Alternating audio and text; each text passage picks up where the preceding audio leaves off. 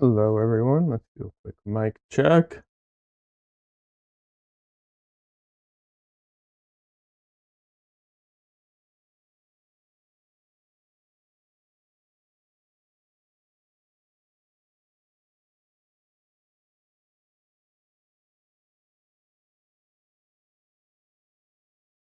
All right, let's try that again.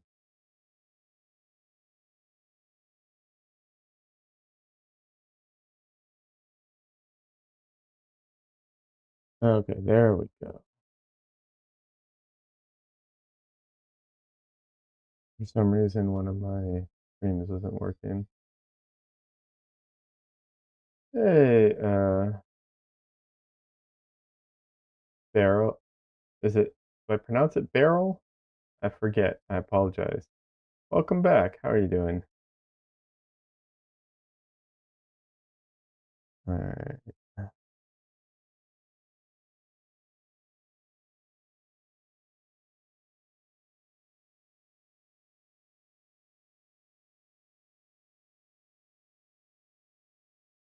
1 second. My Ring camera just went off. So I'm checking if there's anybody at my door. No. Okay.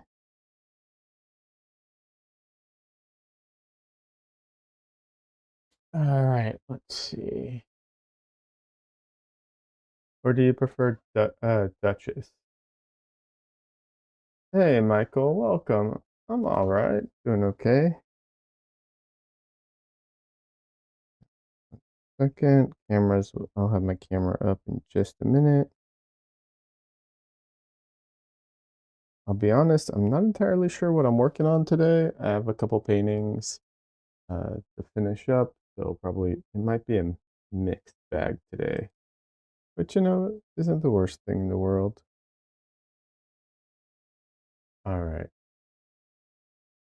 Yeah, that's set. That's set. Camera. Oh, I haven't done this for a couple days. I'm feeling really, really rusty. Camera. Camera's feeling rusty too. Can't even find it. Why is it finding? I mean, it's finding this face more than this face. This is the real one. Camera is. I guess that's a compliment. It means my painting's good enough that it, you know, thinks it's a person.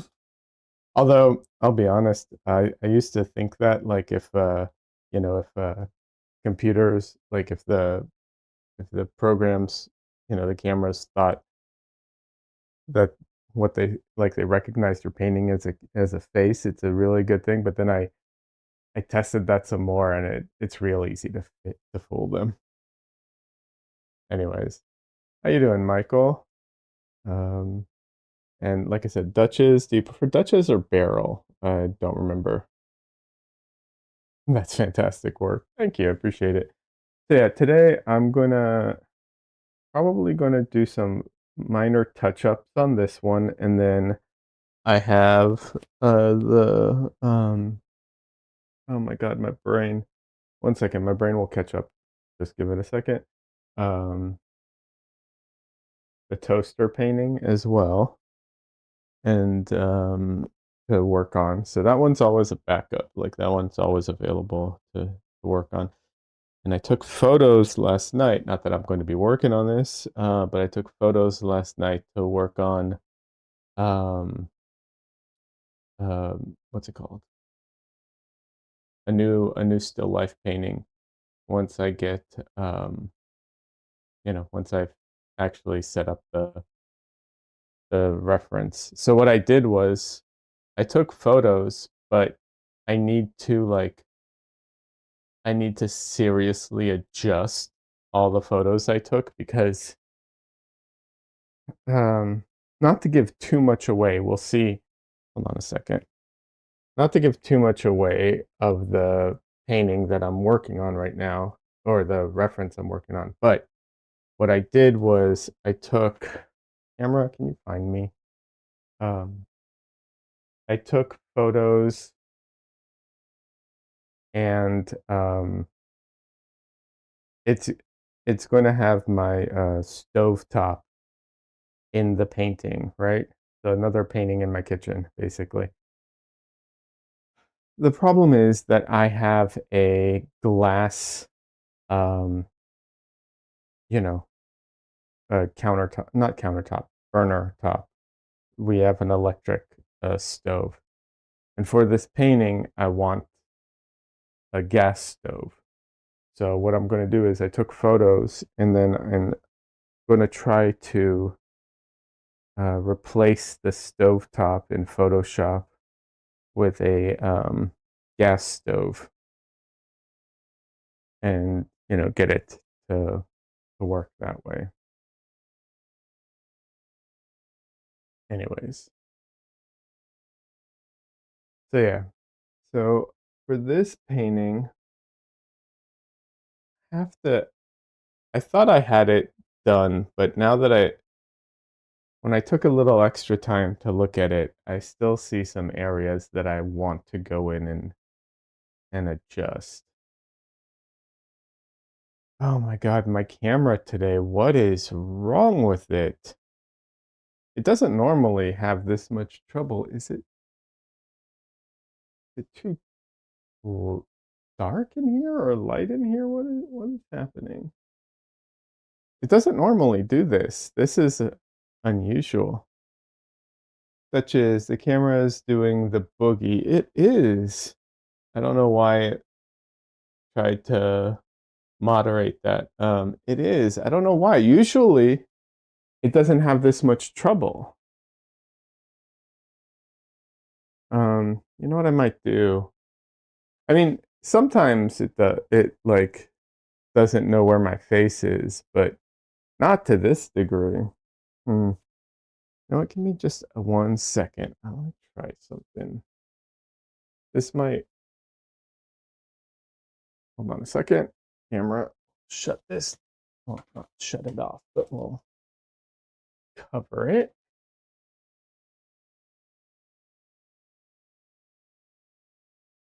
1 second. This is not where I want the camera, but maybe I'll have an easier time.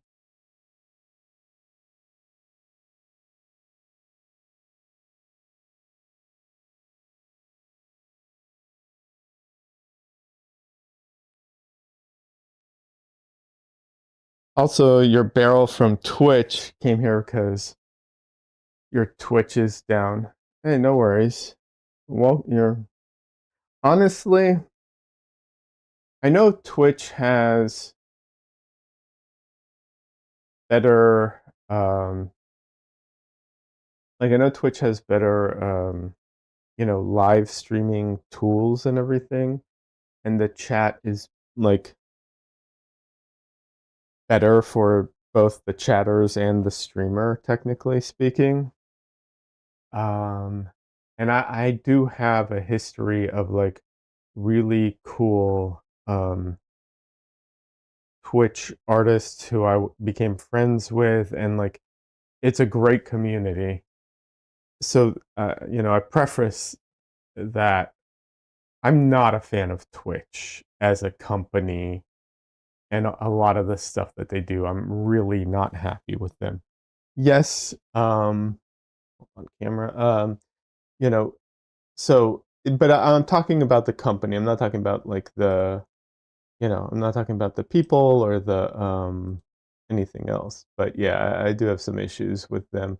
Not that Google or um YouTube is perfect by any stretch of the imagination, but still better.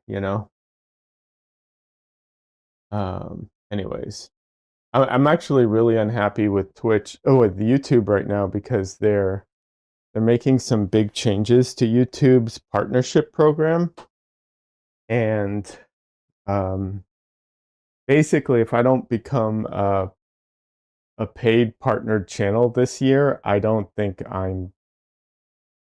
I don't know if I'll ever get it, honestly.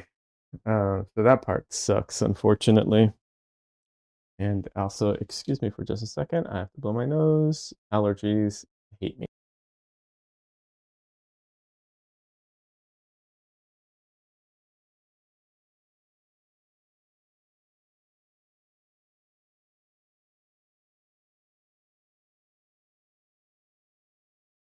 Yeah, it really sucks. YouTube decided to double the watch time that you need in order to get to become a paid um, partner.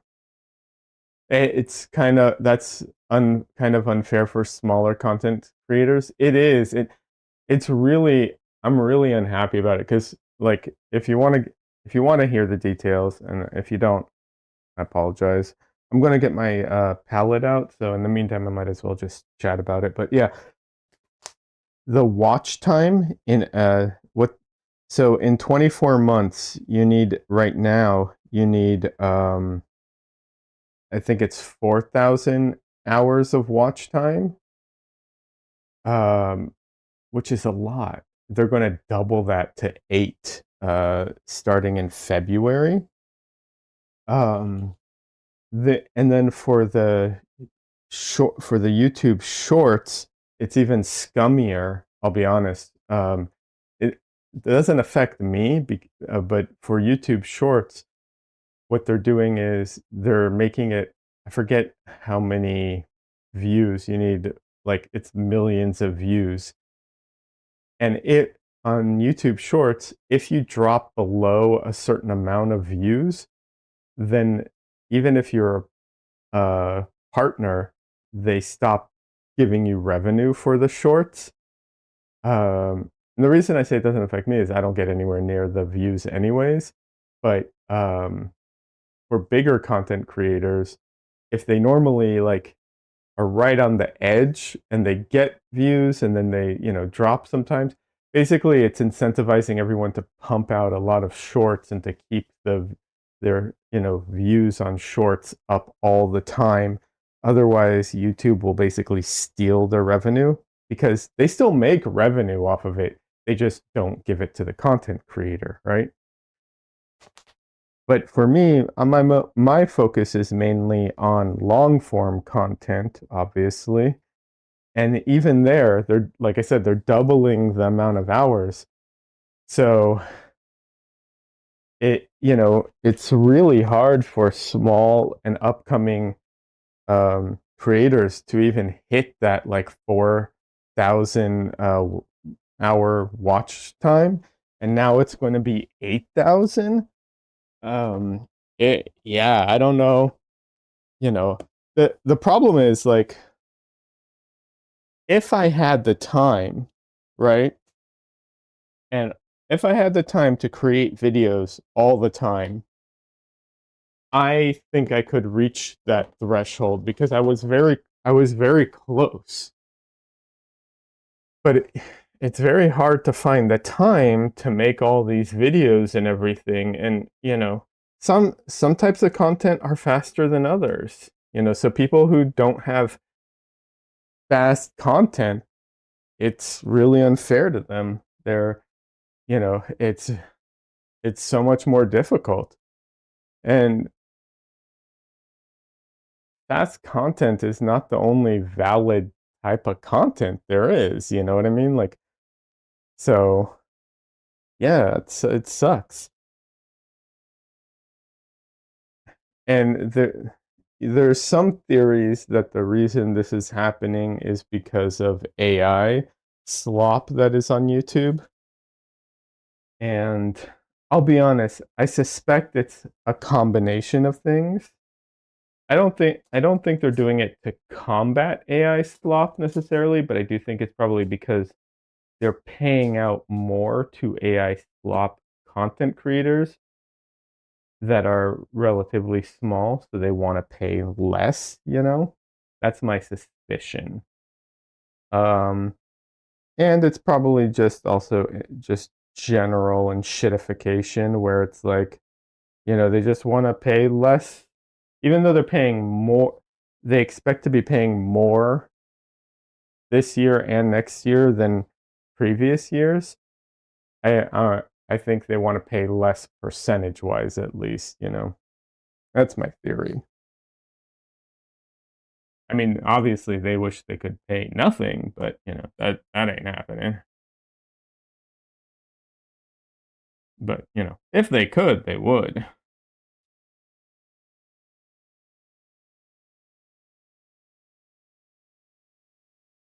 And another thing they're also doing for large content creators, people who don't post a lot, or people who used to post but don't anymore, if they don't post anything like new in a certain amount of time, they get demonetized entirely too. So legacy channels, like, if there's any channels who just have like some video from years ago that still gets views and still makes a certain amount of money, probably not a lot, but something.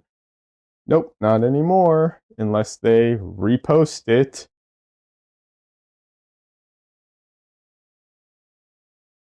Um, there, Barry says, then can't YouTube filter out the AI content? It's not like they don't have the money.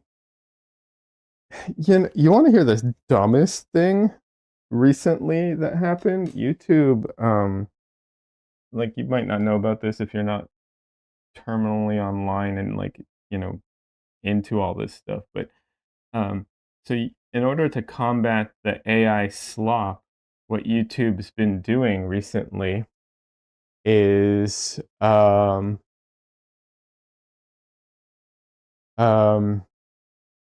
they what's it called? They started trying to combat the AI slop, so they started demonetizing and even I think I don't know if banning, maybe banning too, depending on the channels. Uh, but they started going after channels that don't have a person associated with it, right? So if you don't show your face and you do just like, you know, voiceovers and animations, then they started like going after channels like that because a lot of AI slop channels, that's what they do, right? Which is true. Like, yes, a lot of AI slop does that. They use just, you know, video or stock images or animations and stuff like that, and a voiceover, But so do some legit channels that do like animation, or there's the one that got a lot of news is Kyrgyzstan's or something like that, which is like a science channel, and they do custom animations for their channel. And they animate all the sciencey stuff, but they don't have a face. It's just all voiceover and everything. Um, but this channel's existed before AI slop existed, and it's like, can't you, you know, take a little bit of time to review the channel, especially if it has millions of views and has been around for years? Like, don't just use these lazy filters. How's Technoblade going to post? I'm not familiar with Technoblade, I'll be honest. But yeah, you'd think that their AI slop detectors wouldn't be so bad and lazy, It's just like, come on. And at least have some filters where it's like, hey, we think this channel might be AI slop, but it's existed for like 5 years or something, and it's consistently been putting out videos for that time. Maybe have a human review it before you just, you know, kill it or whatever. Or, or they don't post a video every other day. They post a video every couple weeks or every month or something. Like, that's not exactly the trend with AI. So I don't know. Whatever, man. It AI is extremely frustrating. Um, you know, and yeah, the whole thing it's very frustrating. I use it, and I I know I come off and I've said I'm anti-AI, but I use AI all the time, just not in my paintings, for my paintings. I don't use it for things, um, you know, like uh, that are well, I guess personal might not be the right word, but I don't use it for I've used it for my script writing as a editor to fix my horrible spelling. and my random like to kind of like sometimes I'm dyslexic, so when I was typing out my scripts, I would struggle a lot. I'd start an idea, go on a tangent, and then eventually get back to it. And a lot of the tangents stayed in my scripts, but I would repeat myself and not even realize I was repeating myself and stuff like that. So like for the basics, but I still had to then go over the scripts again because the AI doesn't know what it's really doing. And so I want things to be my own. I just needed a little bit of a hand. But I write all my own stuff. I'm not going to let AI do all my creativity for me. Um, I use it for that. I use it to you know, up, writing resumes. That's the best place to use AI because they already use it to read resumes. So you might as well use it to write resumes. You have their AI reads your AI, and hopefully you can get a job interview out of it. The silliest thing ever, honestly. So stupid. Milo, welcome. Thank you. I appreciate that. For anyone who doesn't know Milo, artist of the Round Table, fantastic YouTuber who does um, mostly comic book related type of artwork, but um, he does he does it as gouache paintings, and I remember correctly, he's going to get into oil at some point. But yeah, uh, Barry says fight fire with fire. Yeah, seriously, it's so the AI stuff for that. It's just like yeah, if they're gonna if they're gonna if they're gonna use it that way, you might as well use it too to do that. Absolutely.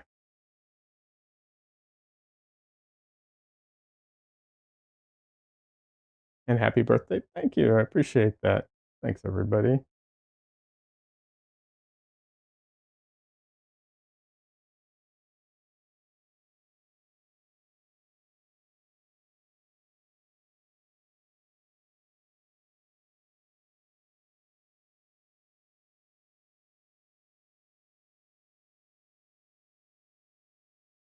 just gonna clean off. You guys can't see it enough, unfortunately. I'm just cleaning up my palette a little, and then I'll start doing some touch-ups. This painting is mostly finished. There's just a few little touch-ups here and there that I want to get to. But yeah.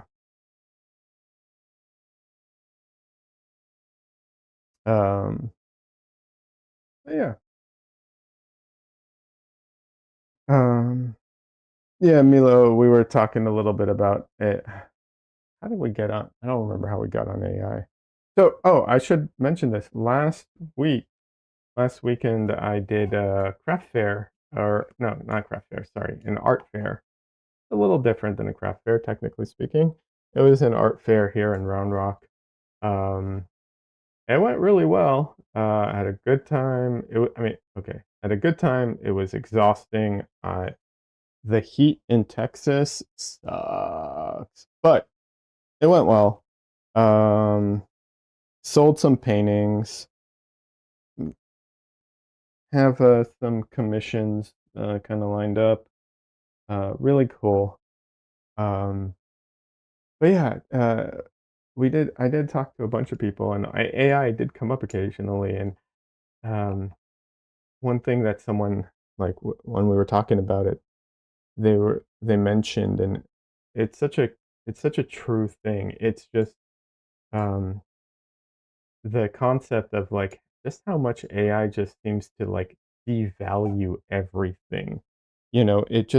It takes from us all, and then it just reduces the value of everything, and that part sucks. So, if you ever talk to someone about it and they're like pro AI, that's something worth mentioning.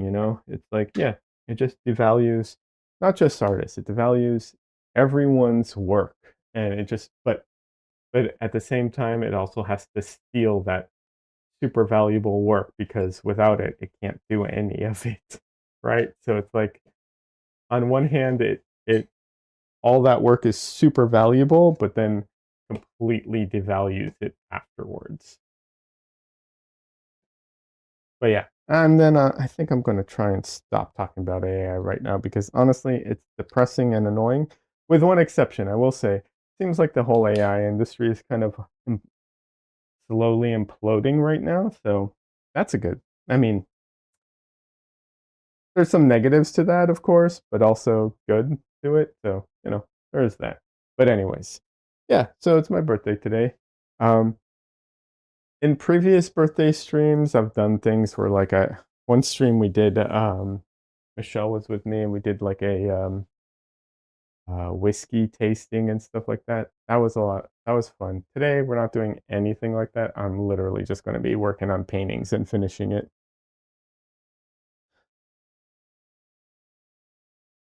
Add maths homework is one of the pros. LOL.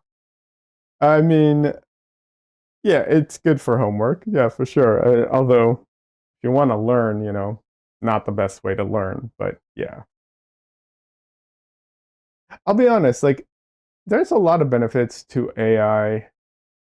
And I actually want to do a video about how I use AI in a way that I think is beneficial to me. And there's no real ethical way of using AI because it wasn't built ethically, right? Like there isn't. Having said that, me whether or not I use it or don't use it isn't going to change the fact that it exists and that until it becomes financially unviable, like it's going to continue to exist. You know what I mean? So it's like you might as well you might as well use it if you can get a benefit out of it. Um, than not use it on like principle, as long as you're using it in a way that is like I said, there's no ethical way of using it because of how it was made, but as long as you aren't using it in an unethical way personally, right? Like I would never advocate using it for your art. That's like the dumbest thing. Don't use it for your art. Don't use it for writing personal things for you or whatever. But like I don't know anyone who would care if you're like so I was I recently was in a car accident and I've been dealing with the insurance company a bit. Like, yeah, I use the AI to help me understand sometimes some of the, you know, jargon that they use. Basically, I use it instead of Google sometimes because Google just sucks now, and taking the time to search through everything just sucks. And it does half the time it doesn't even find what you want. So I just end up using the AI instead. But yeah, stuff like that. Um, or summarize their stupid long email that this has like all this nonsense in it that I'm like I don't need all of this information. I just need the important parts. You guys are just, you know, making it hard on purpose. At least that's how it feels. Of course, I am dyslexic, so I might not be the best example for some of that stuff.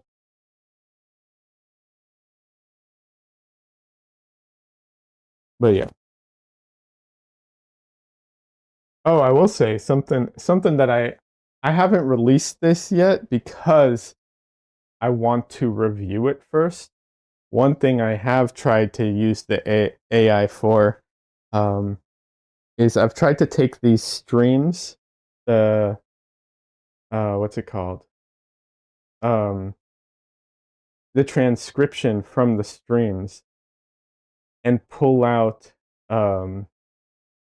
sections that I can then turn into like blog posts because it's just my words, like repurposed. But I'm not going to just copy paste it, so I have to still like go over and edit it and rewrite, basically it the the transcription and everything can like speed up a little bit of it, but I still want to make sure it's not messing up and doing stupid stuff, because you can't trust it.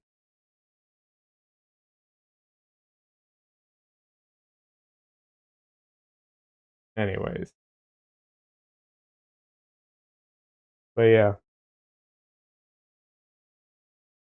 just gonna try and you know, um, it's just the nonsense of like content creation where it's like you take, you do content one place and then you try and like repurpose it you know,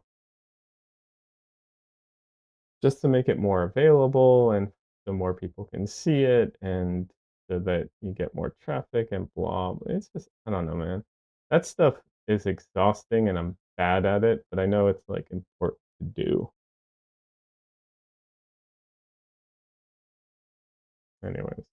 By the way, if I didn't ask, how are you all doing? I think I did ask, but I'm kind of scatterbrained today, so I apologize.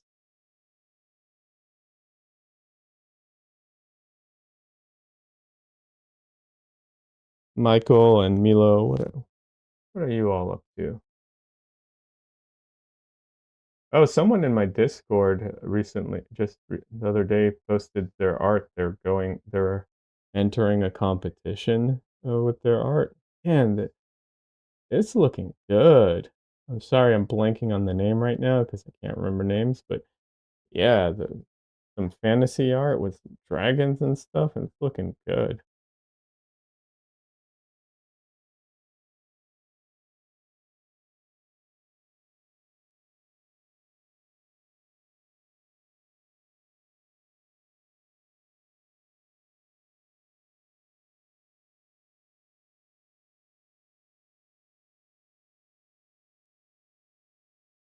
Harry says pretty chill preparing for exams though. Oh, fair enough. Good luck on your exams. I hope they go well.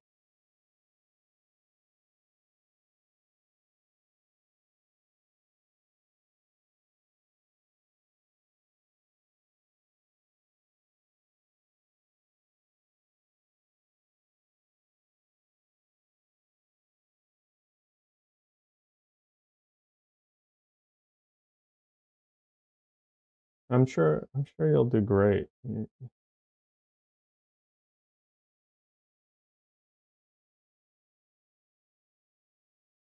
But yeah, let me know how it goes. Next time you stop in. Let me know let me know how it went rather next time you stop in.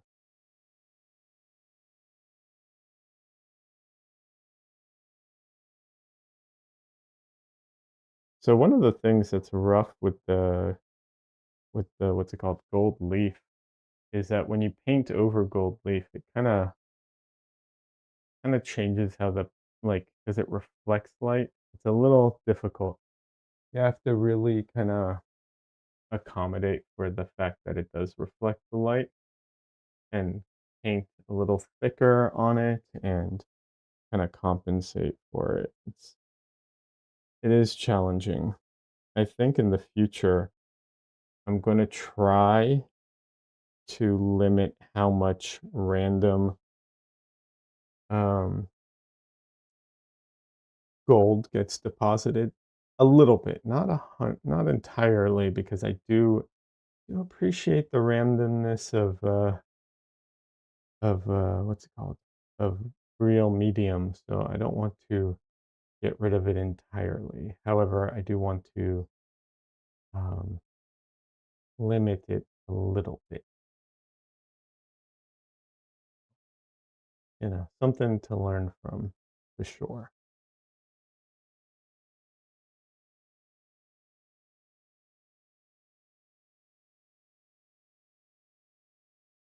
Barry says aiming for number one in my year.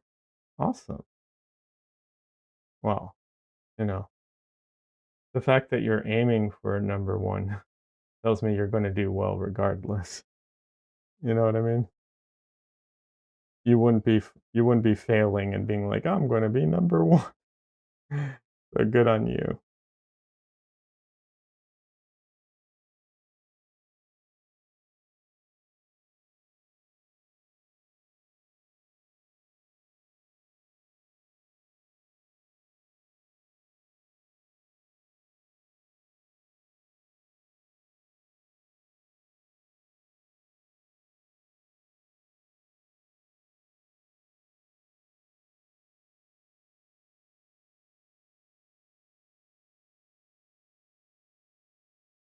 So I know the changes I'm making are very small right now. I'm sorry, I can't zoom in.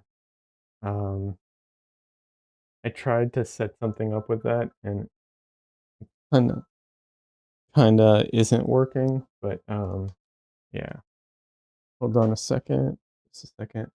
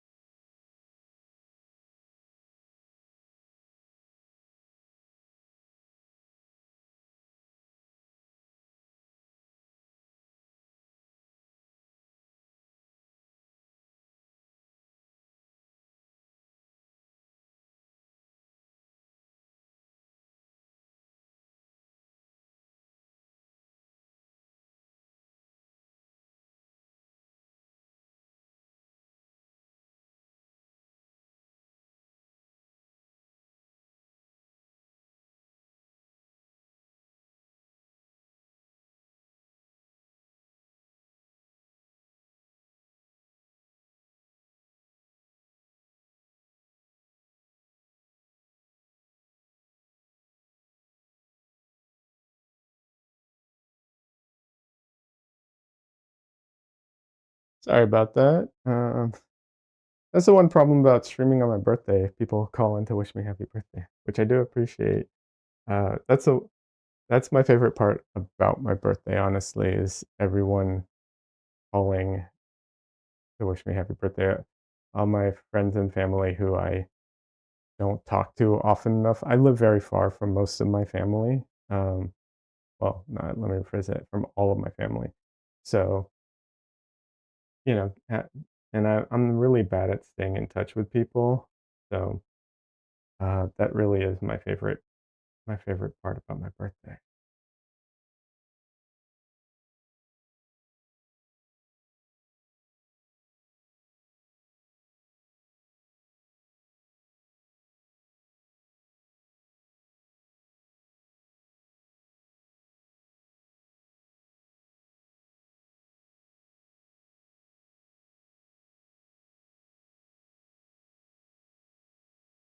Hey, Cookie Monster,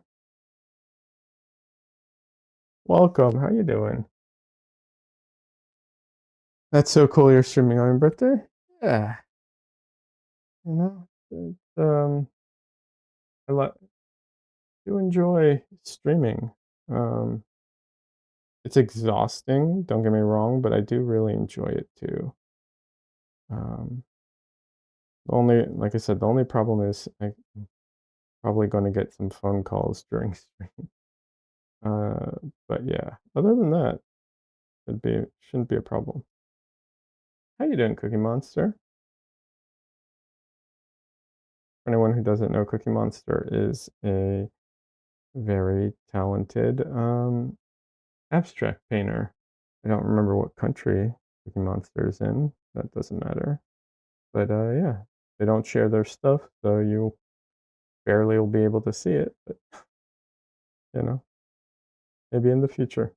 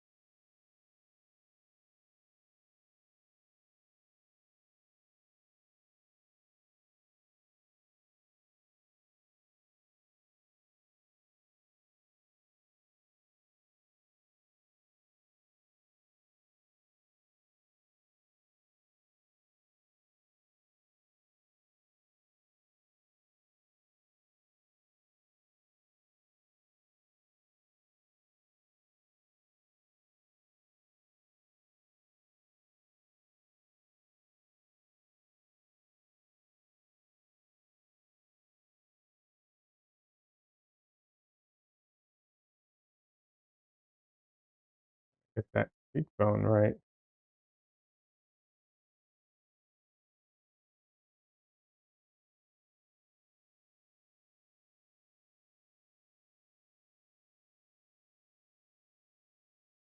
Yeah, sorry I haven't been streaming lately. Last weekend I did an art fair, and so I couldn't stream on Sunday, and I was getting ready for it on Thursday, so I couldn't stream on Thursday. And before that, and yeah, my back was all messed up. My back's still kind of messed up. I really have to baby it right now and be careful because it does not take much to just, you know, put me down right now, unfortunately. Um, this is unrelated to my birthday, just um, my back isn't as strong as it used to be, and sometimes stuff happens. 2015, I had a drunk driver run into me, um, and ever since then, my back and my neck just not what they used once were, unfortunately.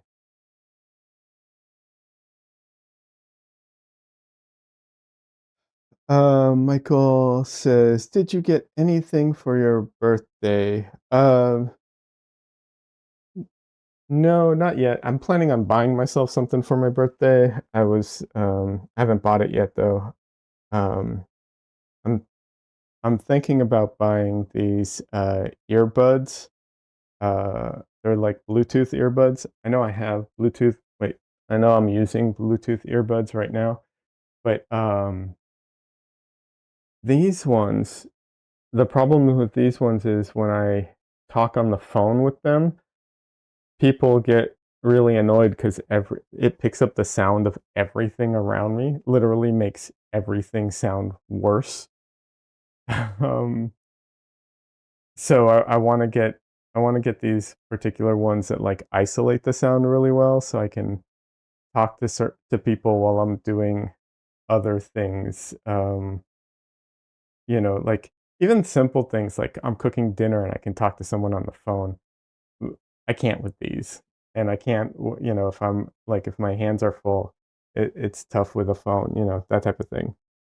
Yeah, so yeah, I'm probably gonna grab those. That's probably gonna be my birthday gift to myself this year.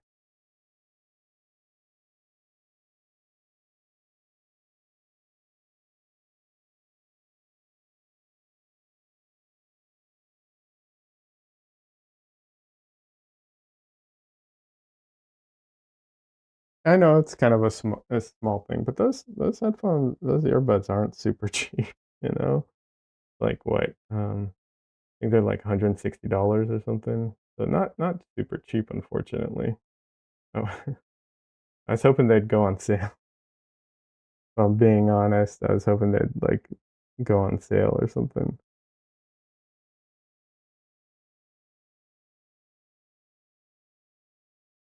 And cool, any art supplies?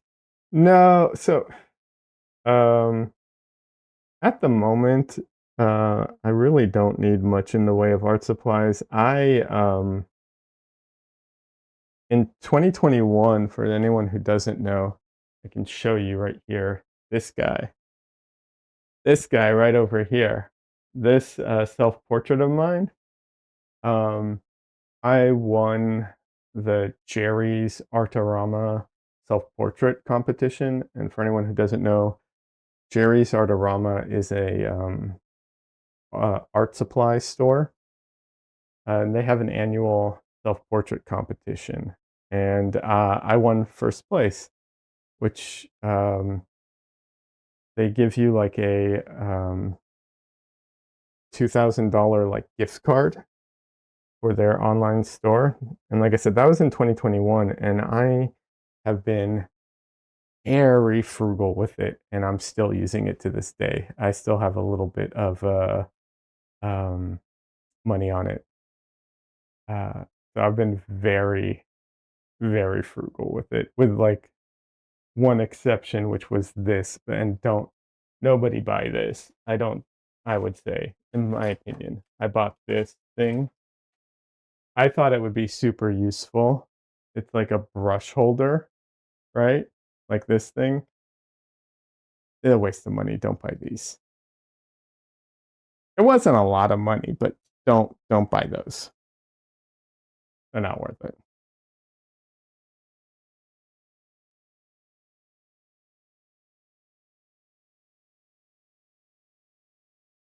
But yeah, but otherwise, I've been able to make it last quite a while.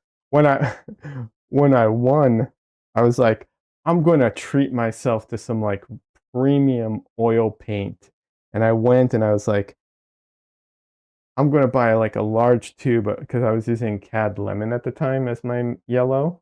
I was like, I'm going to buy Cad Lemon or Cad Yellow Light, and I went and I was like, I think it was Old Holland. I went to Old Holland's paint, and I was like, I looked at it, and it was like, I think I'm trying to remember if it was like a 200. I think it was like $200 or something like that. And I was like, never mind. I'm going back to the like just pro paints, not the premium ones. Because I am not paying that amount for paint. I'm sorry. I'm not going to do it. If I pay that much for paint, I'm never touching this stuff. I'm going to be so worried about every, little ounce that I could possibly accidentally waste. So I was just like, nope, I am not touching it. And I just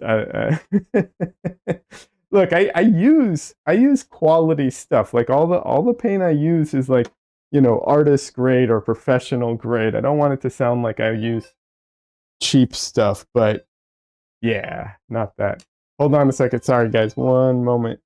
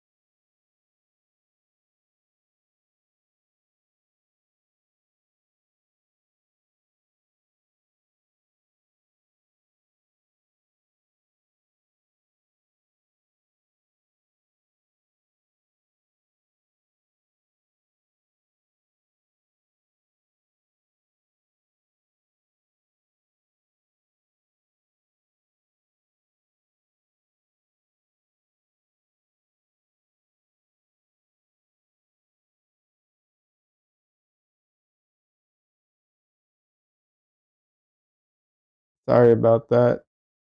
Like I said, the one problem is family calling while I'm streaming. I honestly didn't think people would call this early. That's why I tried to stream early. Ear- Early for me. I thought everyone would call later, honestly. So I apologize about that. Um, but yeah, I'm not going to not answer family when they call. Um, Especially people who I don't talk to as often as I'd like. So I apologize if I mute every once in a while for a minute or two to pick up the phone. I'll keep I'll keep painting, but I know that my painting is I know that paintings can be kind of secondary to the real purpose of being here because the painting's so slow. And I get it. It really is sometimes just like it's so slow and such small, changes that like I know people aren't watching the whole time. They're just listening and doing other stuff. I get that.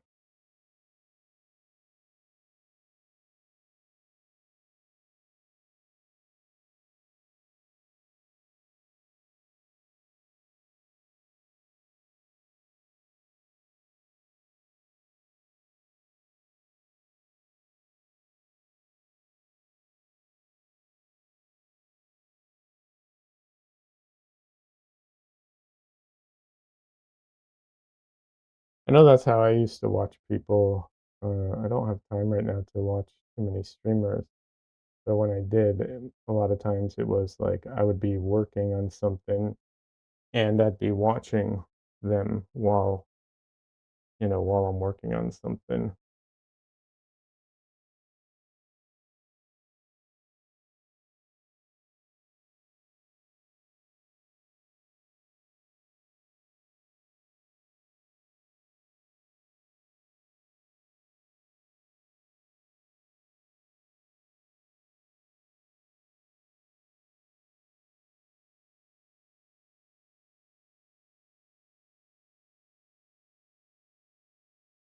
I don't know how it would work, but I do wish I could do more collab streams where like, you know, talking about art or like doing I know some people do like an art like I don't want to say round table because it's not a round table, but it's like everyone's doing art at the same time on, you know, and everyone's like on camera or and so on. Um, yeah, I don't know about that. Like I know I've been a part of it sometimes. The thing that like I don't want to say concerns me about that necessarily, but the thing that I know happens is that a lot of times those things eventually breed drama because like what happens is like one person's annoying other people and then it becomes an issue and then it's like then you have to play moderator and I'm just like I kind of don't feel like dealing with all that to be honest.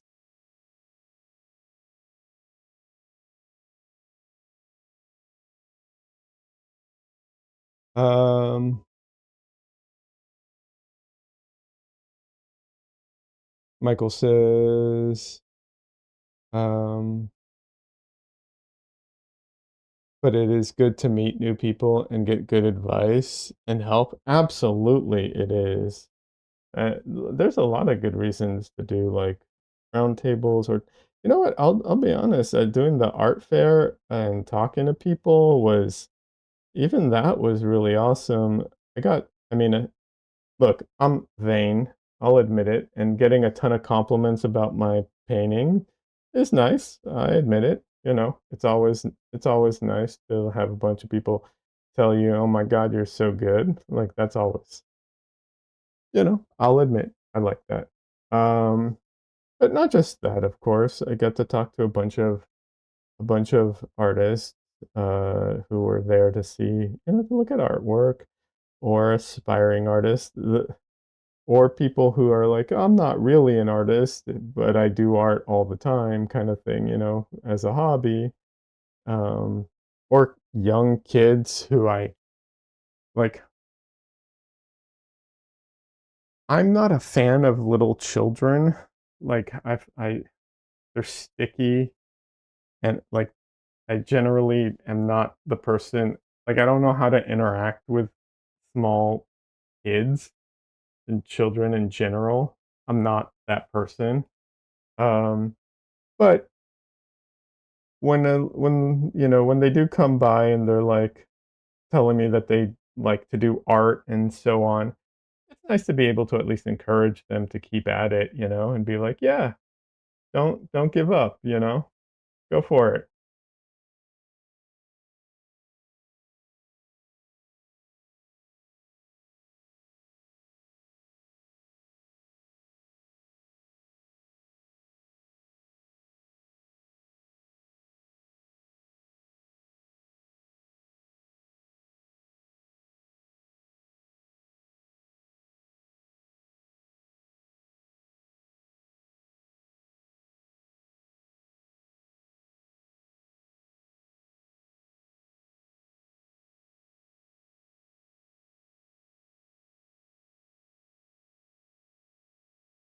I might break out the what's it called? The CAD red for just like Ember here.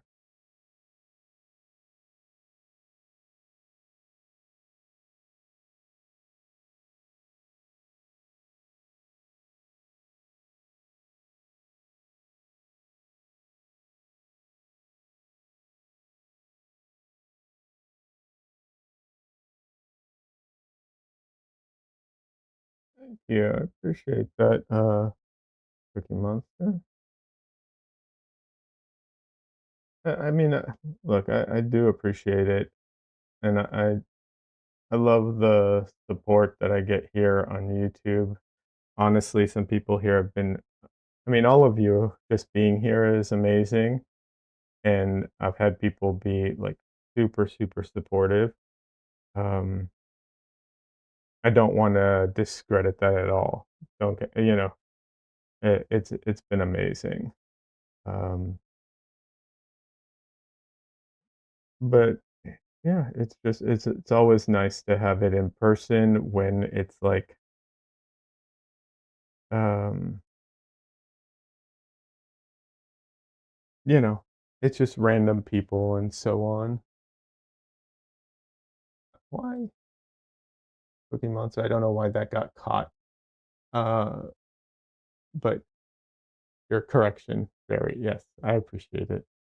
That's very kind of you. No, I don't want it to sound like I don't. I'm beyond, like I can't properly express how much I appreciate the support of everyone who comes to the live streams and the people who watch the videos, even though I haven't put out any videos lately. But when I did, the people that were watching, it was amazing, and the people who bought is amazing. It's always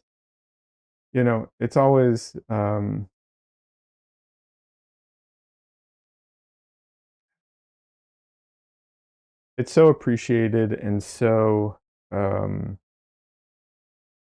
right word for it, because appreciated is the right word, but there's, um, validating, I guess, would probably be the other word. It really is. It's a, unfortunately, some things also are like in person is always nice as well and online kind of thing. But I'm not dismissing it. I'm just saying in addition, right? Like it definitely is nice. Um, because it's so, I don't know, I guess the thing is it's nice to get out of the house and do it in person, because even though uh, you can have contact with people online, which is great. There is like an isolating element of this, of like I'm standing in my room talking to, you know, to text. people.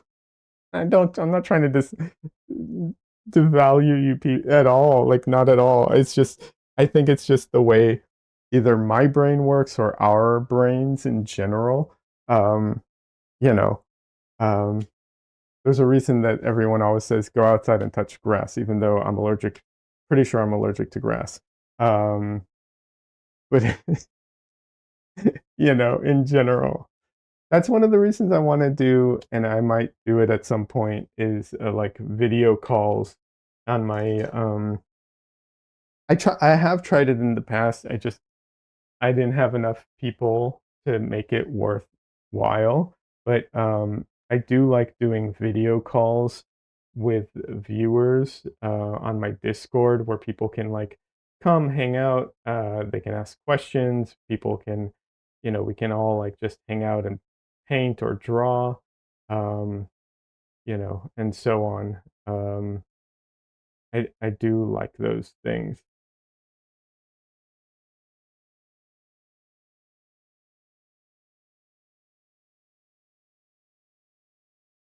Hey, Des says, but besides grass, there's people out there, and I'm allergic to people. And I get that. It's a mixed bag. Some people, I'm not gonna, what's it called? Pretend that,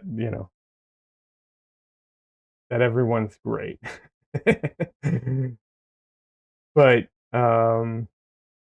yeah, I met some really cool people. You want to? Okay, here's a random thing, but there's a bakery near me, that's like specifically it's a actually I could just shout them out. I don't know why I'm like trying to be all coy about it. I was in Round Rock, their bakery in Round Rock called Pie Jack. So shout out to Pie Jack. They do they specialize in like allergy free um baking. So like they don't use wheat, they don't use nuts, they don't use like the there's like 8 main like things that they don't use in their what's it called? Baking, like main allergies, no dairy. So because of that, they are vegan friendly. I'm vegan. And my favorite vegan bakery unfortunately closed down, which was super sad for me, and I'm sure for them too. Actually, they didn't. They're now I think they're a food truck, but they're just like very far. Um, so yeah, they bake somehow. They bake with like most, without a lot of the like allergy and stuff. So it is vegan friendly. So I buy from them occasionally. That's actually where my current cake. That's where I got it from. But I met the owners at the art fair. It was random, completely random. They were just there, and somehow it came. Oh, someone was offering me. One of the vendors was offering me something, and to eat or something, and I was like, I appreciate it, but I'm vegan and I can't eat that or whatever. I don't normally bring it up a lot. I try not to be uh, annoying about it, so I don't really bring it up unless it comes up like that because someone's offering me something. Um, and so they're like, "Oh, well, if you're vegan, we have a bakery." And I was like, "Oh, really? What's your bakery?" And they're like, "Hijack." And I was like, "Oh, I know that place. Yeah, absolutely." Uh, so it was funny. Uh, Barry says, "Then how?" Uh, and Des says, "Baking without butter." Hey, I bake a lot of things. All right, without you can bake a lot with without butter or milk. You know what? I'll say honestly, um, so there was, like I said, there was a bakery that was vegan, and they were fantastic. There is only one thing.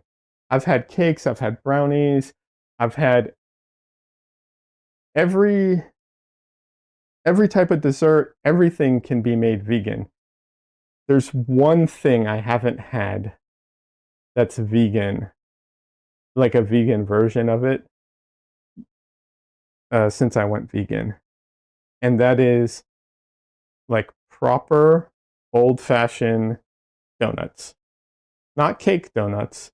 I'm talking like real donuts, the type that, and that specifically like the old-fashioned donuts, the ones that are like really crunchy on the outside. Um, yeah, that's the one thing, like that texture. Um, that's the one thing I haven't had like veganized. Everything else, I've literally had, I think everything else you can make it vegan. That's the one thing that I don't know if you can, and I have yet to have it.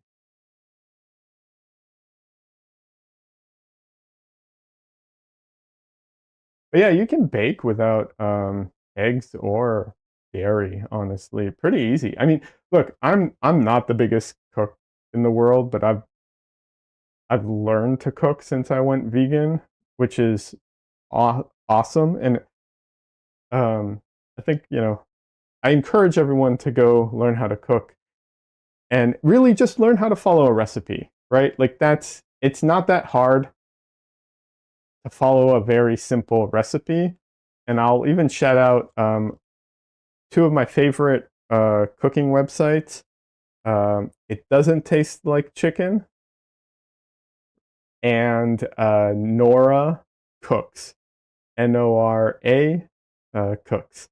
Two really good recipe websites, have a lot of great recipes, and you don't have to, you know, like if you're vegan or not vegan, it doesn't matter. You can eat not vegan food and still enjoy it. It doesn't really matter. Uh, Barry says, I agree, cooking is an essential skill. I agree. And it's a skill that I didn't really develop until after I went vegan. So I mean, I'm just recommending it in general. And those two websites, I've had really good success with them. Every recipe I've, used from them has been a really good one. I find them easy to follow, and the food is very tasty. So if if you're like, I'm not sure, those two websites have really good recipes, all for free. And like I said, just follow instructions. If I can do it, like anyone can do it. Because I was not a, a good cook.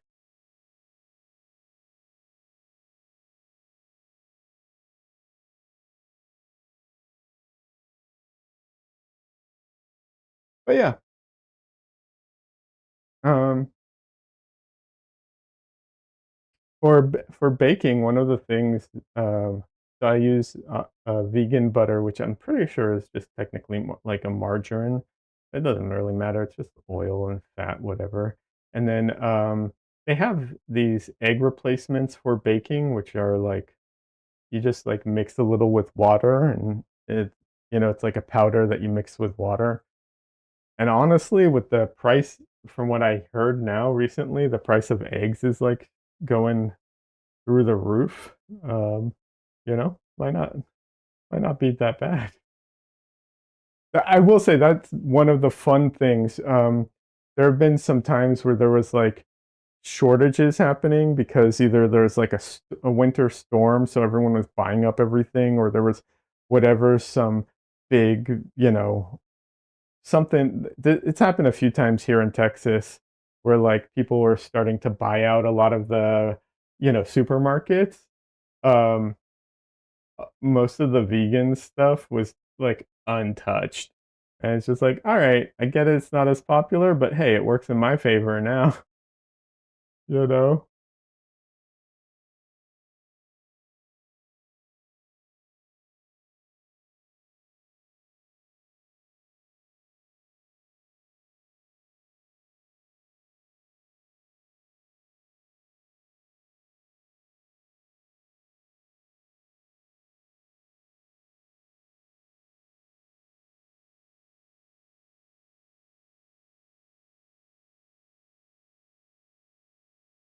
All right, let's get her eye.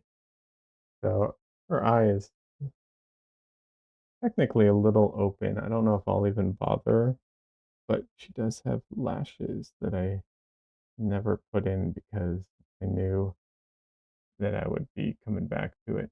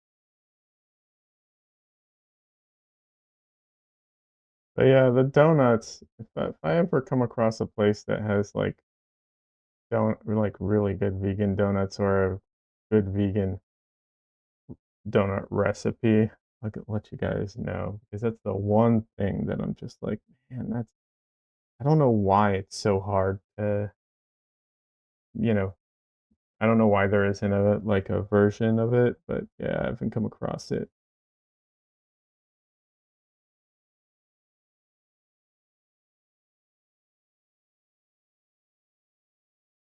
And I'll be honest, donuts are also really hard to make at home.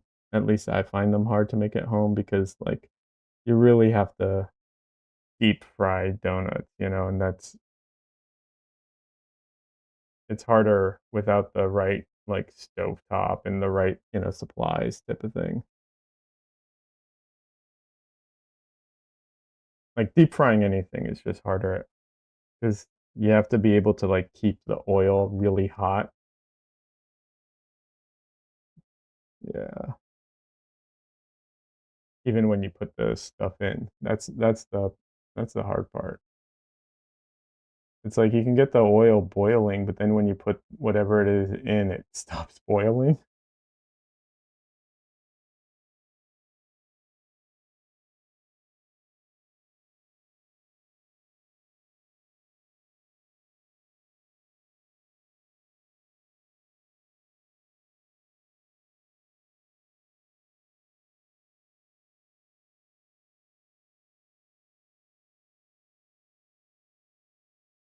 Barry says, "Personally scared of deep frying things at home. Almost burned myself once." Yeah, that's another good point, Barry. It is. You gotta be real cautious with it so you don't burn yourself. And, what's it called? Um, you definitely have to have the right, like, tools, because without the right without the right implements, it's a lot harder and you're more likely to burn yourself. Good point, Barry. Thank you. Yeah. So yeah, deep frying at home, like deep, like that type of frying is tougher. Okay, I was debating having her eyes slightly open, but I don't like it, so we'll close it.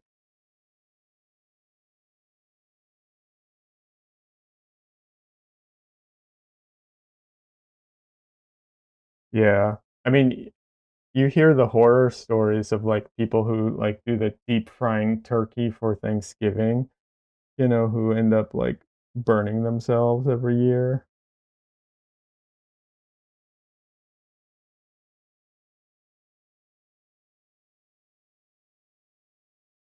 At least here in America, you hear that a lot.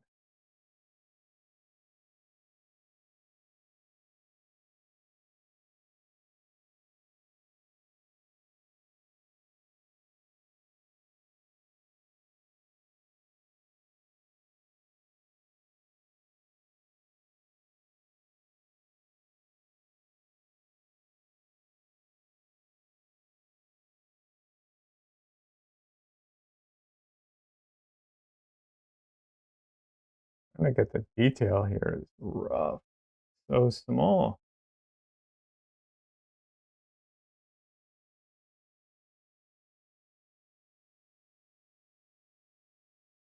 This says when I was a little kid, my mom had a pot of oil going on the stove to deep fry something. I stood up on the chair and looked at it, but I lost my balance and pulled the pot down on my head. Oh my God, that's awful. It wasn't yet boiling, or I would have been scarred for life. But I was in shock and rushed to the hospital. I'm so sorry to hear that. That's awful. Yeah, yeah. You got to be careful with that stuff.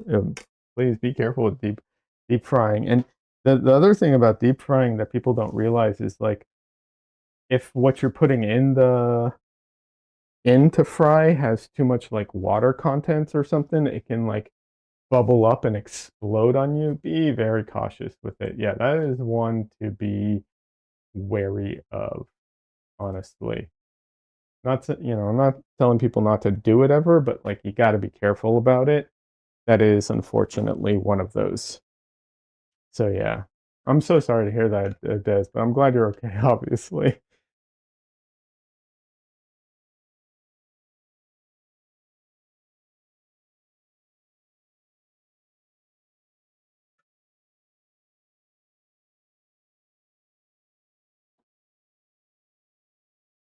even even French fries. I've tried to like fry French fries, and the most like my stove tops just aren't generally like strong enough. You like you can get the I can get the oil boiling, but as soon as you put the potatoes in, it stops boiling, and then you just have potatoes sitting in oil. It's not good, so yeah, deep frying is just I mean, I'm not saying it's not something that not saying you can't do it at home. I'm just saying it's a trickier one. So, yeah.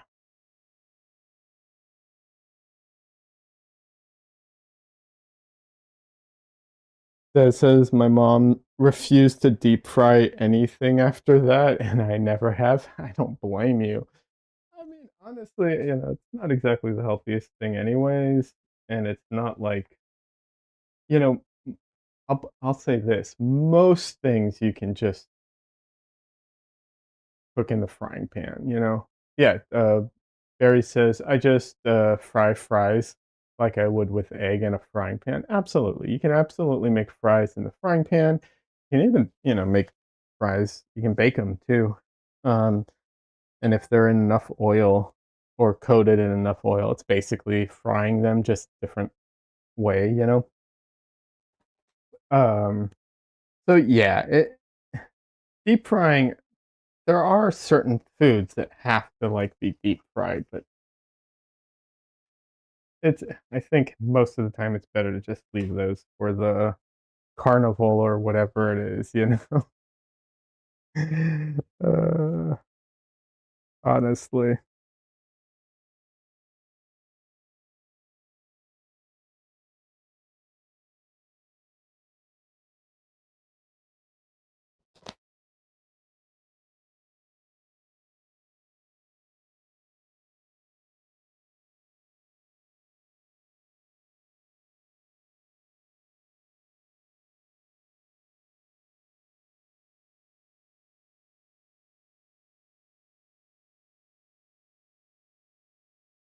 Oh, yeah, I was working on it.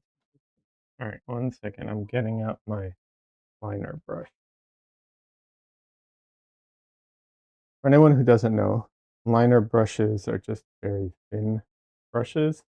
They also are called rigger brushes a lot of times. Rigger for like rigging because the they would be used a lot of times in painting to paint ships, like with painters who painted landscapes.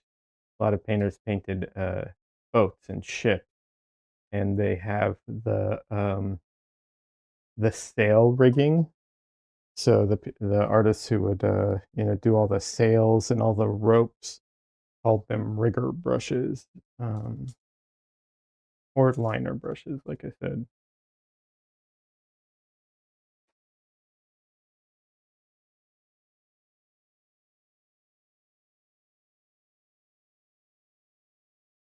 The rigging lines on ships. Yeah, exactly. Yep, that's what the name is after. A ri-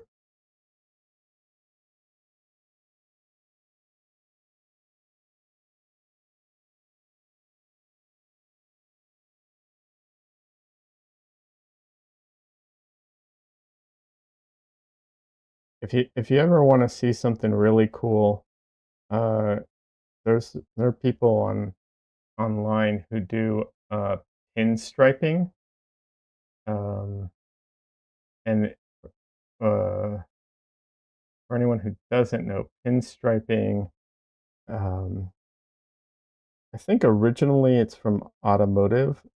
It's when they would do the like lines or stripes on cars.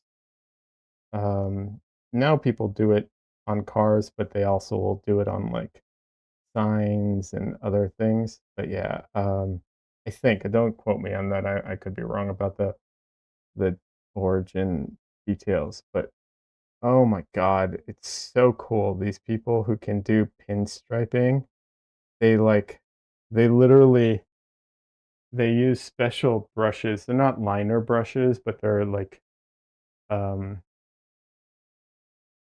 not similar. Some of them are similar actually. And they can do like the line work on a car, like from one end to the other, and they do it freehand. And it's just obviously they can't do it in one stripe because they have to, redip. But oh my god, it's amazing that they can even do it. It's just like it's crazy. That says I don't know how they stay steady. Yeah. I have shaky hands due to the epilepsy stuff. Could never do that or tattooing.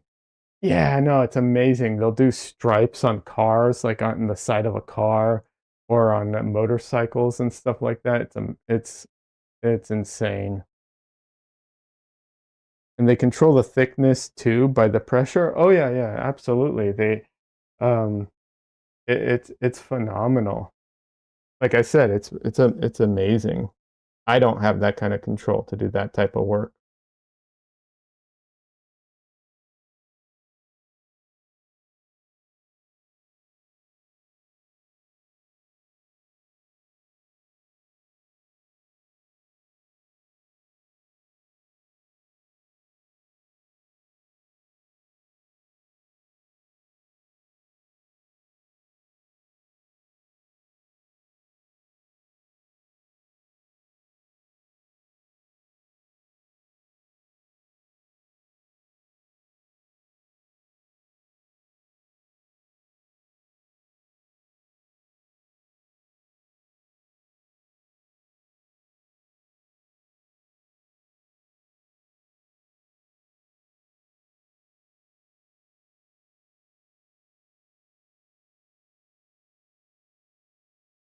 It makes the $100 plus prices make sense.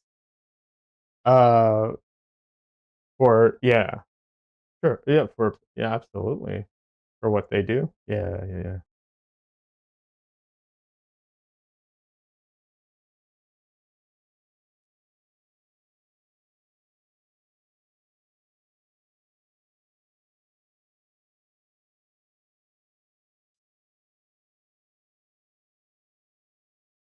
I'm not happy with how sharp this line here is. So I'm gonna fade it a little bit. It's just too sharp for my taste.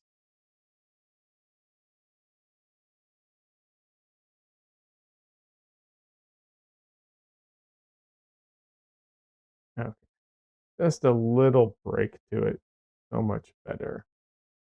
All right.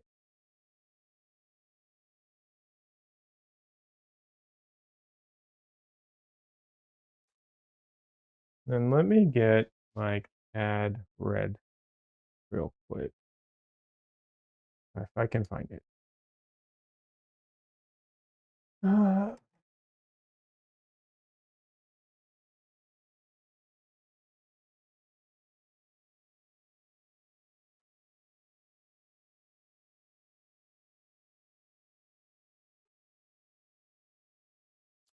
Uh, this is Windsor Red, not CAD Red. Let's see if I can open this. Windsor Red and CAD Red are nearly the same like color. Cannot open this. I have a couple of tubes I've been having trouble opening lately.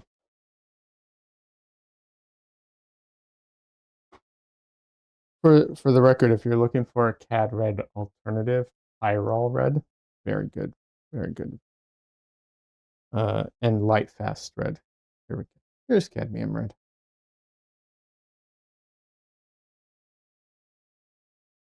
You know, one of the advantages of some of the cadmium replacements, cadmiums are very um, opaque, which is great. Is a great feature to them if you want opaque.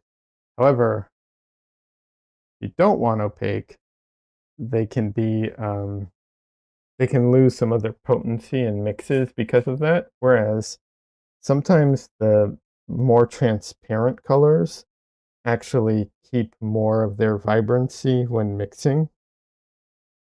Um, but of course, they don't cover as well because they're transparent.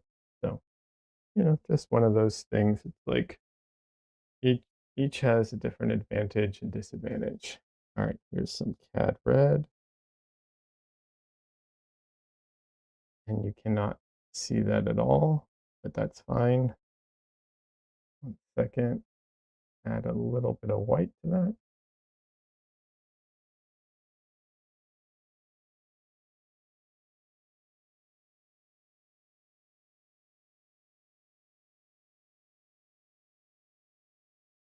And a little bit of yellow.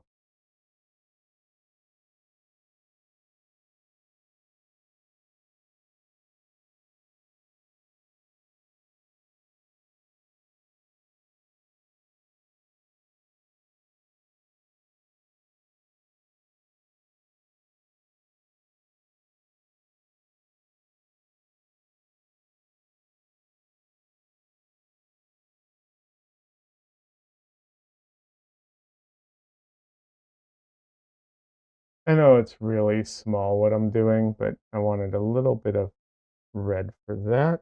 And then also for her lip, I'm going to add a little more red.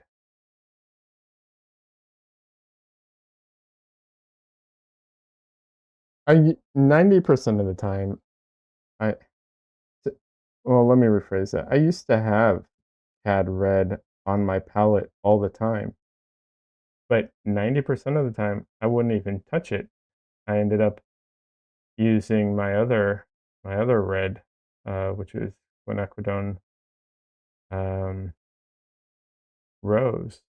And so after a while, I was just like, well, I'm literally putting it out and it's just drying untouched on my palette. So I just stopped putting it out.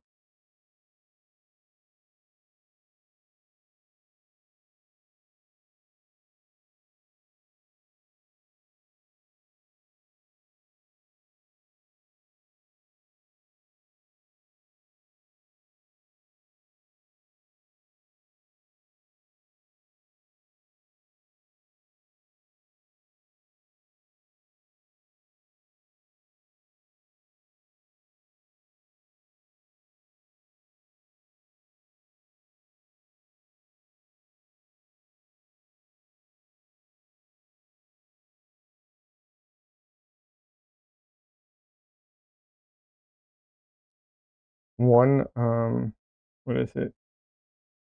I am thinking about, I don't know when I'll have the time to do this, but when I have the time, I'm thinking about trying to do a couple of paintings with a primary palette of um, orange, um, cad orange, and what else? Cad orange and violet. And I'm not sure what else to black and white, of course, because um, I never feel like there's any reason not to do black and white, honestly. But other than that,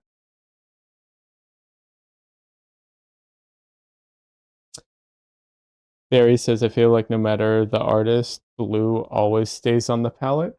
So if you're doing a true, like what I would call like a true primary palette, yeah, you're always going to have blue. But what I'm talking about doing is kind of it's not a palette that I would like normally, I wouldn't consider it like a primary palette that I use all the time. It's more like a limited palette that I just do for for the fun of it kind of thing. But yeah, blue's always. But I will say this, I do feel like most artists are actually using the wrong blue in their palette. Like, that's, my feeling on it, but I do feel like most artists are using the wrong blue in their palette.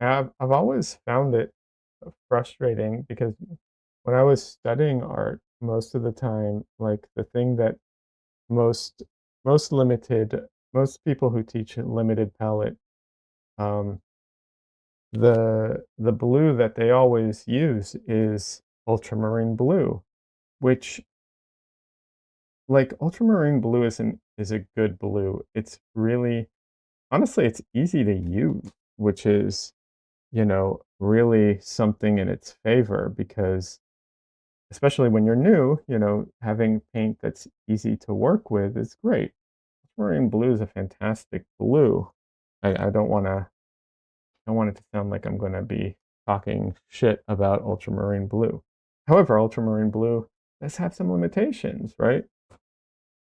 Um, and one of the limitations that ultramarine blue really has, and one of the things it struggles with, is anything in the like blue green color. Like you cannot do any kind of like cyan type of colors with it. And a lot of things have that kind of colors to it, you know?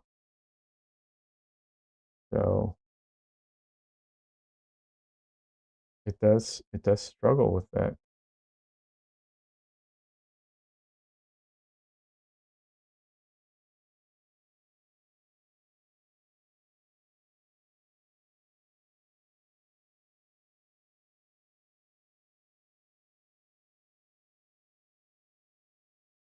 unfortunately. So yeah, that's why I like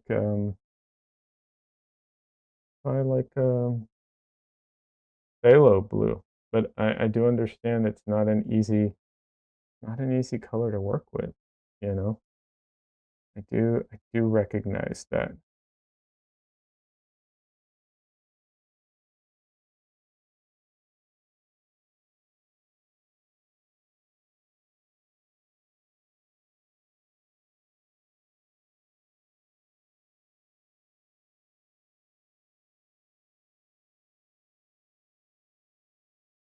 Feel like I'm messing up the corner here, so I'm gonna wipe some of this off and try again.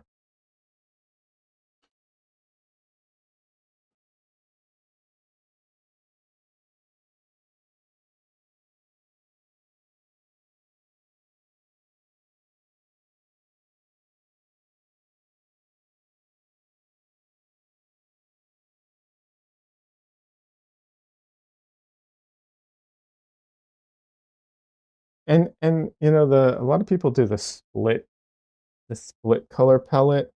I'll be honest, I'm not a huge fan of the split color palette. Um, I'm not a big fan of like large palettes in general. Like if you have too many paints on your palette, I'm not a fan of it. For myself, you do what you want, you know. The reason I'm not a fan is for myself is if there are too many colors on my palette, I end up just like mostly just making a mess and I end up just using a couple anyways for 90% of it. Hey, Michael, no worries. Thanks for stopping by. Appreciate it.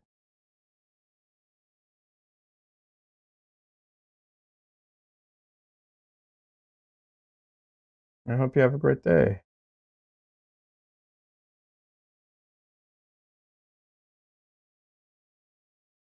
Oh, I should say Sunday, I probably won't be streaming because my whole schedule is changing. So Sunday, no stream, but I will be streaming more often once my schedule gets a little more organized in a week. So expect a new schedule, new streaming schedule, and more streams. But yeah, too many options, and I don't know. Maybe I just get overwhelmed, and I end up just using fewer for most of it. There we go.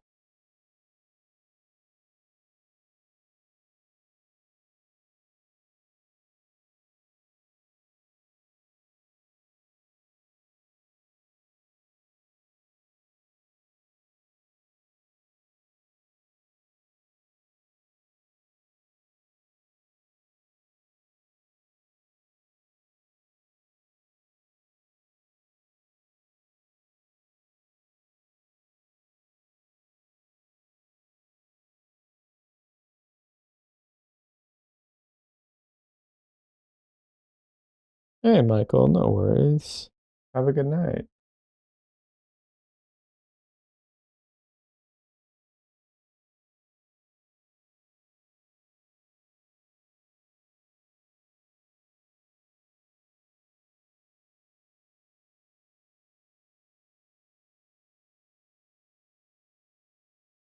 Two a.m. over there? Wow, okay, yeah. Oh, both Michael and Barry. It's like too late at night for both of you. Yeah, I tend to be a night owl too, although, you know, sometimes you can't be. It's an unfortunate reality of things.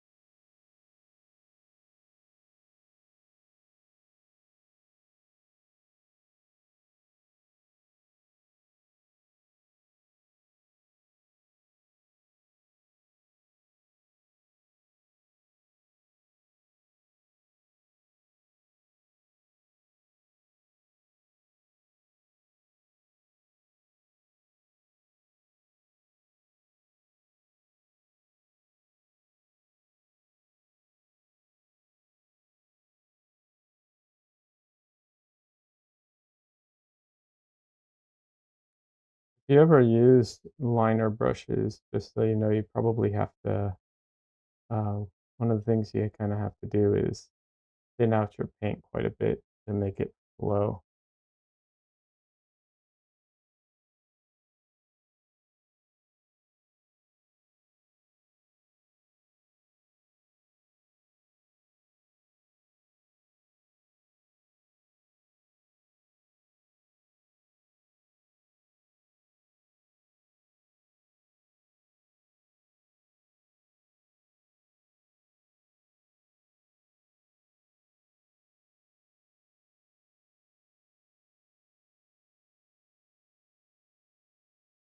It's really annoying sometimes.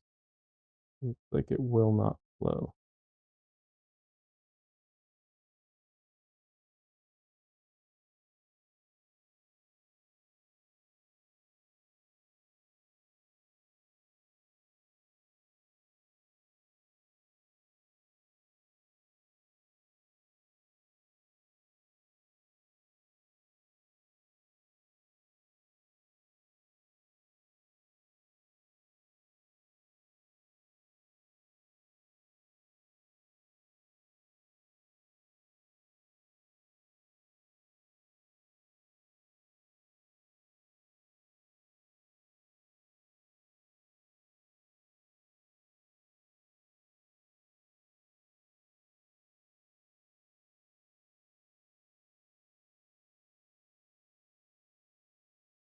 I don't wanna overdo it with the hairs, but it's nice to have some of those, like, tiny wispy, hairs to add sometimes.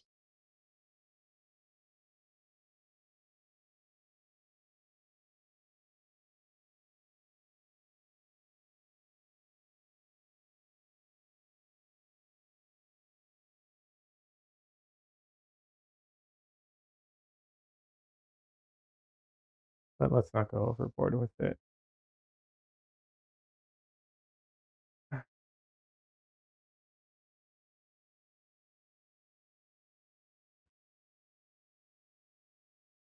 Oh, think it's done?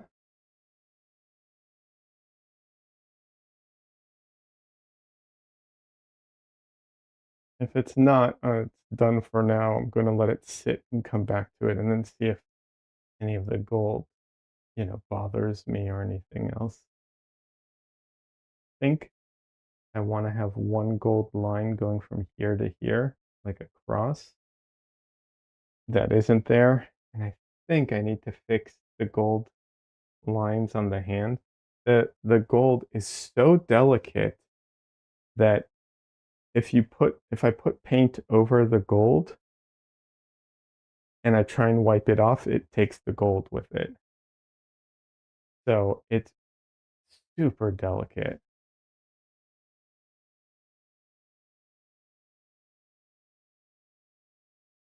So yeah, if you ever work with gold leaf, just so you know, it's um yeah, it's not the like the funnest to work. Um but yeah, I think it's done.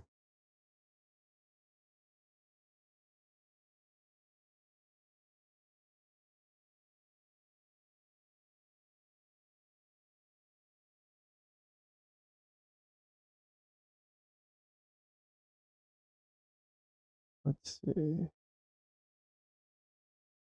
Yeah.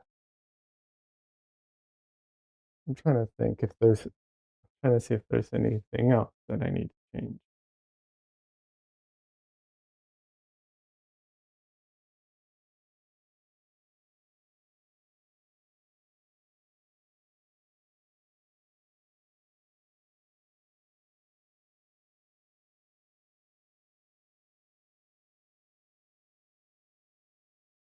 Always what's it called? A concerning moment when I'm taking this off of the easel. I've had things fall in the past. You don't want that.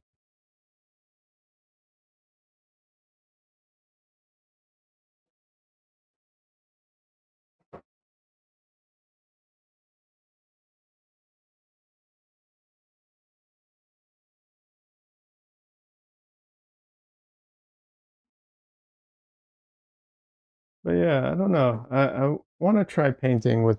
I have I bought a cad orange. That's such a beautiful, beautiful color. I want to try painting with it as a like primary.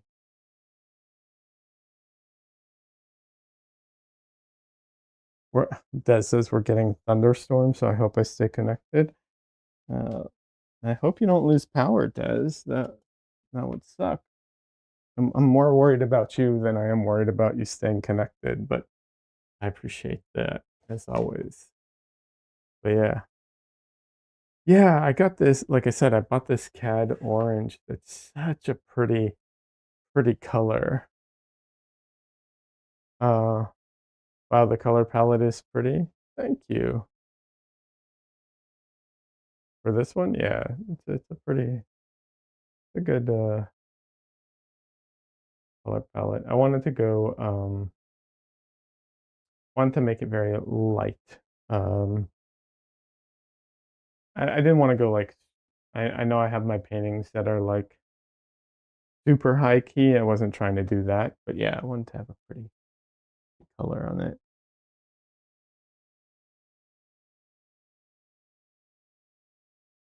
Hey, I have to find my reference. Um,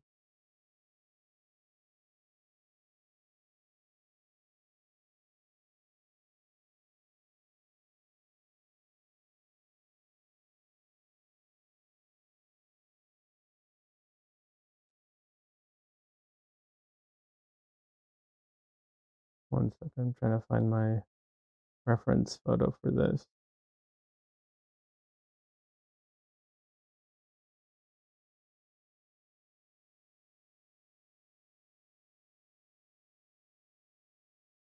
Huh, hate when that happens. I lost it.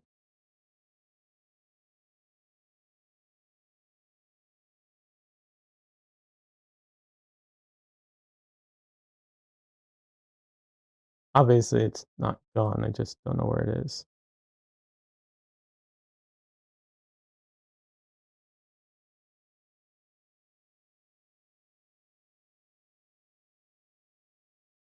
Oh yeah, one of the paintings I sold this weekend was the painting of Dresden, the one where he's all curled up in a ball.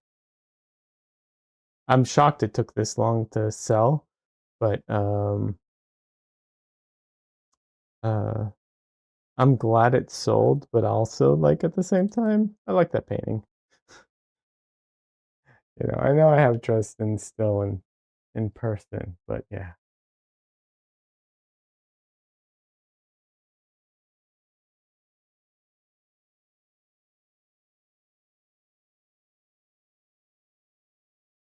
That says I liked it too. Yeah, it was a good painting.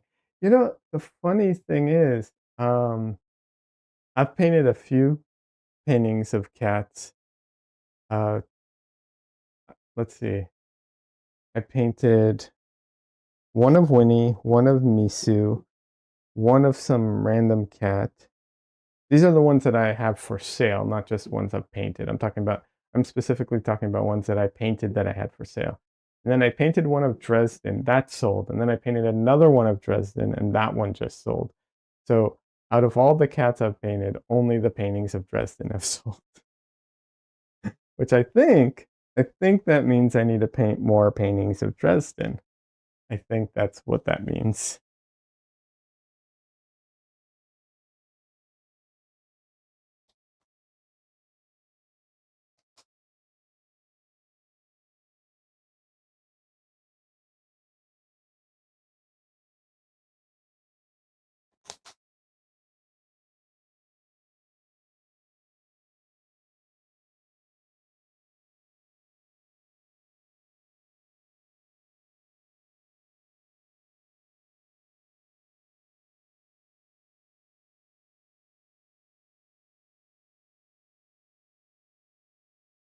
Not a bad idea to create what people like.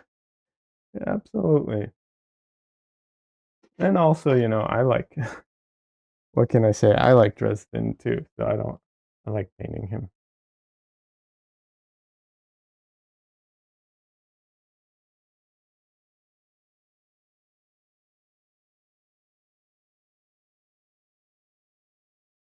I am a little surprised that the other painting of another painting I had of a cat didn't sell because it has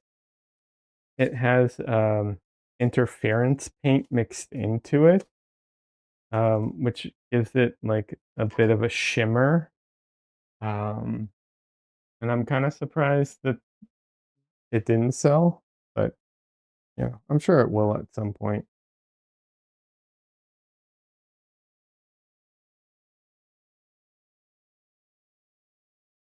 Oh, and you know what I found was very interesting too at the art fair was I took some paints with me to well, not just paints. I took paint and basically I took supplies to paint on location, and I did do some painting. I was working on a portrait, um, but it was really hot. You know, people are talking to me. It's hard to get a lot done, obviously. Um, and people, when I'm painting, don't really want to talk to me. They'll watch, but they don't want to talk to me um, because I'm busy painting, right?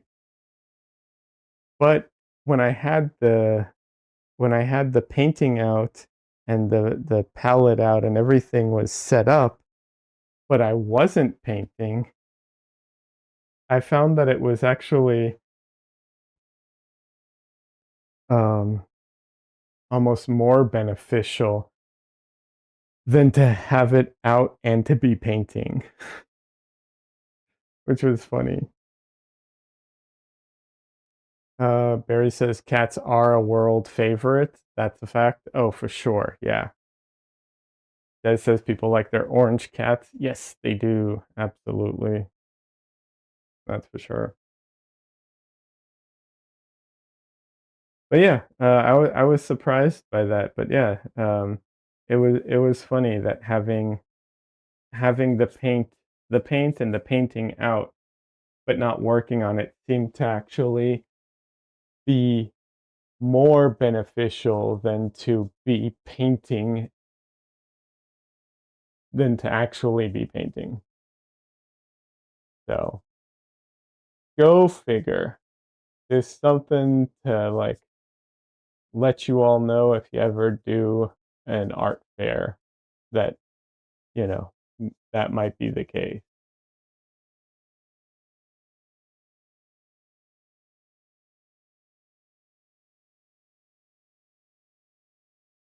I will say, if you're good at plein air painting, and I am not, but if you are good at plein air painting, that is also a good thing to do while you're at like a art fair.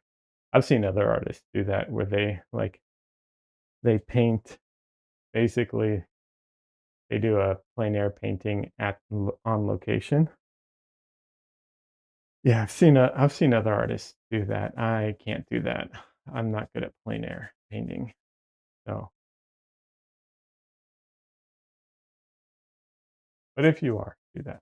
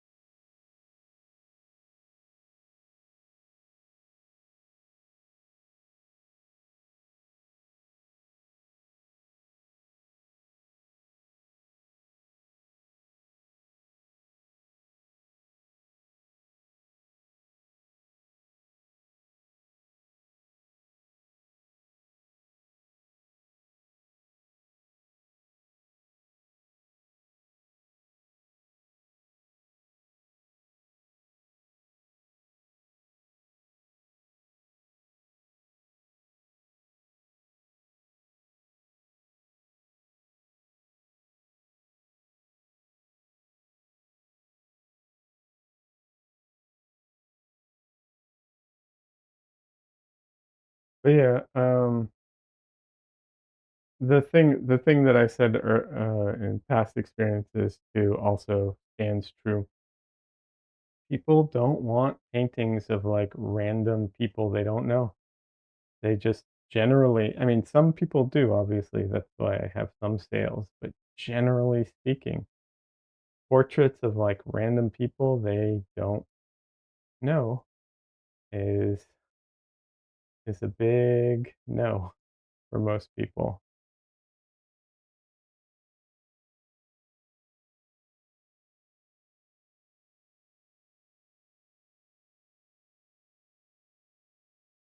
So I do think like I'm not saying so I I guess portraits don't really sell well, but commissions sell obviously for portraits, but portraits themselves not so much, generally speaking. I don't I don't think that you should what's it called? I don't believe that people should only like paint based off of sales, right? Like I'm a big believer and you should focus on the things that you love genuinely because I do think there is a audience out there for everything. However, it's worth knowing, you know. But yeah, and of course I'm talking like really portraits, not like the stuff I've been doing a lot of. If you do pinups, you know, I wouldn't consider pinups portraits, even if they are, you know, portraits, technically, some of them.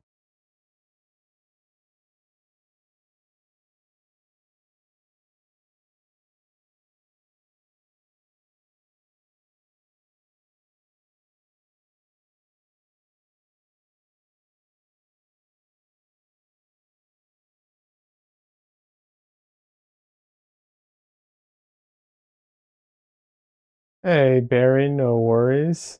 It's officially 3 a.m. there and you gotta go. No problem at all.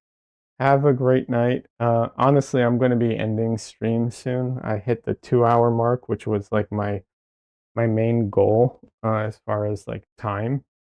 Um, yeah, I'm going to try and go for just a few more minutes, I think. But yeah, have a good night. Um, and I will be back. I will update everyone on the schedule as soon as I can because it's, like I said, it's going to be changing quite a bit. But I'll let everyone know as soon as I can.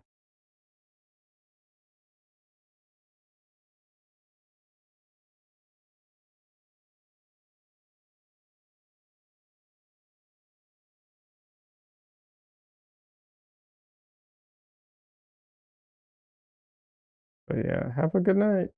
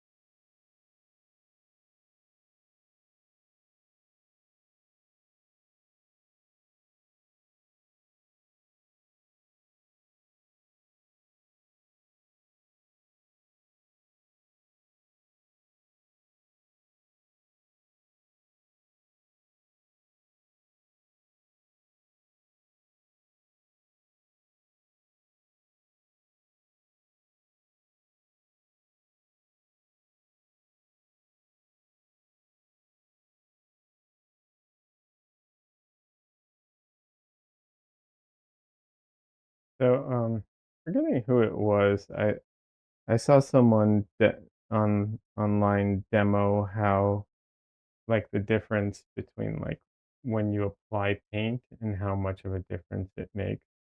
And for anyone who doesn't know it, the direction in which you apply paint and the thickness can make a huge difference in like what it looks like, and how the light, bounces off of it and so on.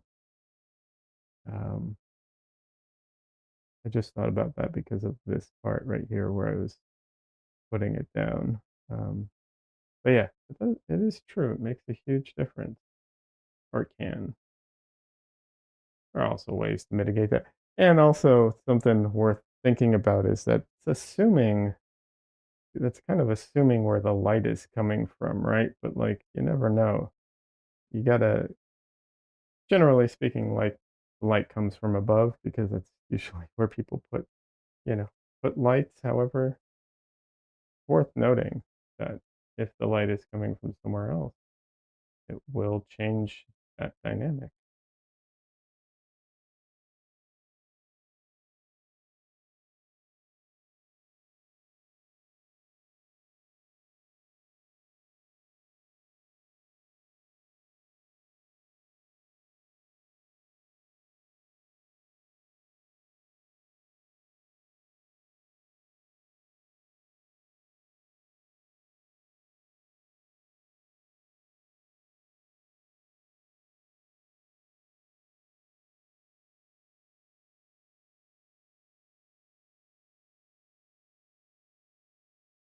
Oh,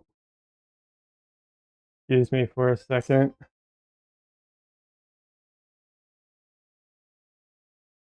Hello.